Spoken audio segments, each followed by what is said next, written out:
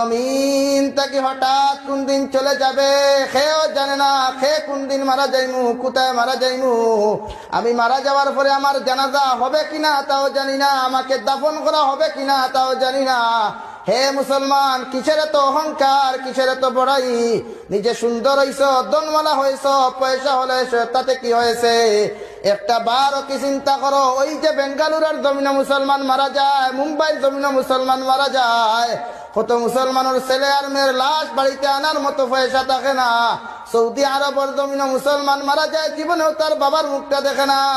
ওই লকডাউনে একটা ভিডিও দেখলাম, ছেলে মায়ের সাথে ভিডিও কলে কথা কইল, কথা খাওয়া অবস্থায় আল্লাহর বান্দা কুয়েতের জমিনে মারা গেল, জীবনে তো আর কোনোদিন নিজের জন্মভূমিতে আসে নাই। ও মুসলমান, একটাবার চিন্তা করো, শ্রীলঙ্কার জমিন বেঈমান মুরতাদ হলে করোনাকালীন সময়ে মুসলমান মারা গেল, জ্বালিয়ে পুড়িয়ে দিল, ওদেরকে না জানাজা দেওয়া